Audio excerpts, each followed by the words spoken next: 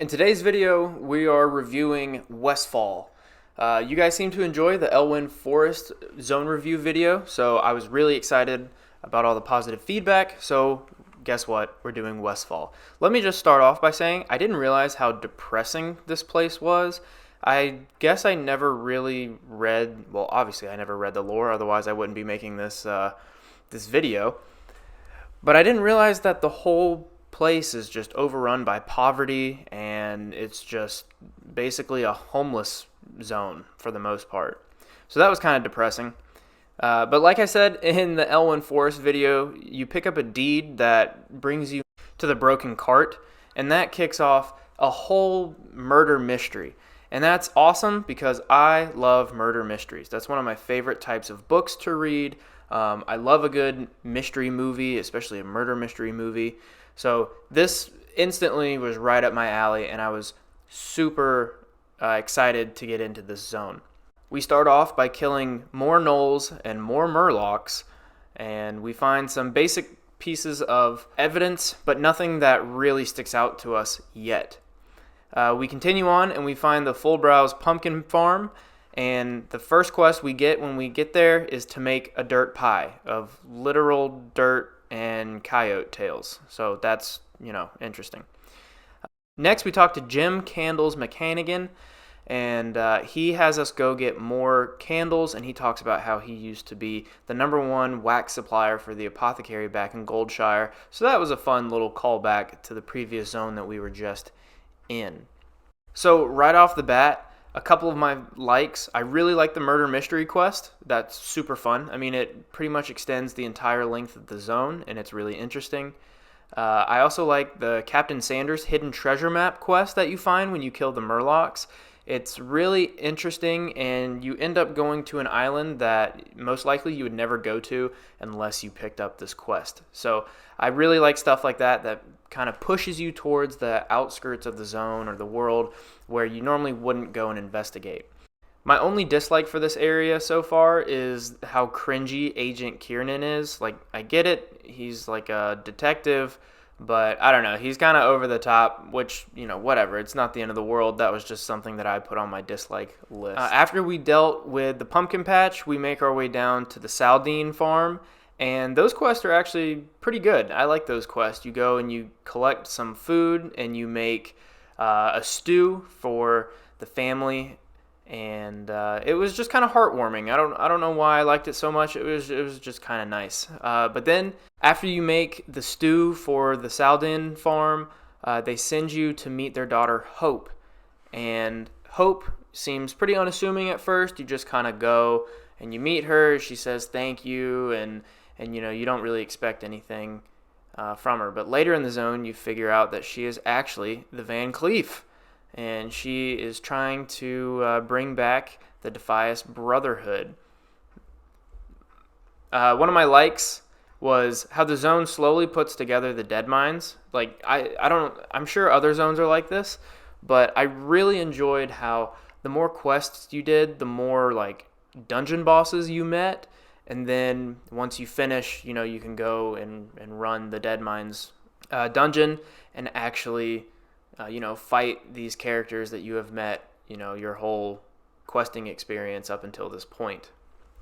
Once you start moving over to kill some of the Moonbrook thugs, they drop some red bandanas, and you quickly realize that this is the same bandana that the Gnolls had at the beginning of the zone. And that was a cool little touch, how everything kind of gets drawn together. Just like a murder mystery, it's a bit of a slow burn, but once it all starts to come together, it's really pretty cool how just the whole zone comes together as a whole. Another quest I really enjoyed was Captain Grayson's Lighthouse. Those quests were really neat.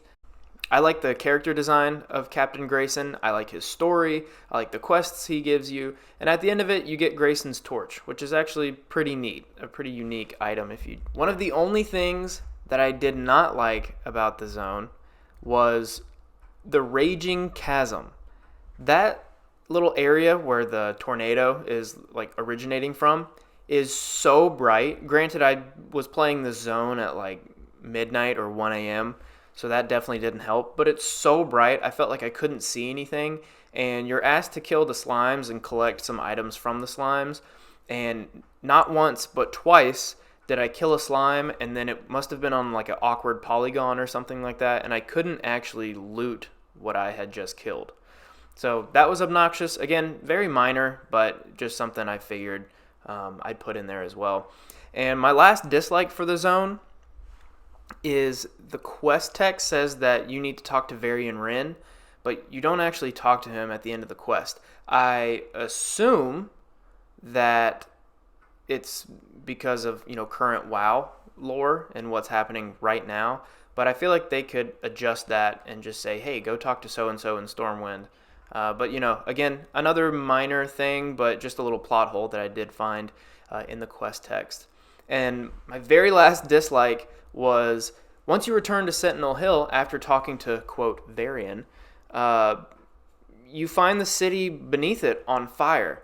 And the quest giver that you talk to basically just says, hey, go to Red Ridge and we'll figure this out. I feel like they could have added some more quests.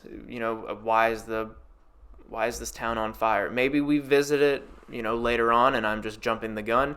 But this was just my initial thoughts. Overall, I would give Westfall an 8.1 out of 10. I really enjoyed the murder mystery side of it. The characters you meet are really fun. It's really interesting to see how Hope kind of went under the radar as Miss Van Cleef and slowly is putting back together the Dead Mines. And yeah, I really enjoyed this zone. And the lore was really good. I was honestly kind of surprised when it first started out and it was like, oh, everybody's homeless and it's sad and blah, blah, blah. I didn't like the quest where I had to go around and hand out soup to everyone. It's because I didn't do it at the front of the gate. I did it towards the side of the gate. So you have to feed, I think it's 20 people. And I literally had to find 20 separate NPCs because they were so far spread out that if you placed the pot of soup, they wouldn't run to it. So I later figured out that you can just run to the front and you can literally do this all in like 3 soup pots. But whatever. You live and you learn. But yeah, like I said, Westfall 8.1. I'm super excited to get into Red Ridge Mountains.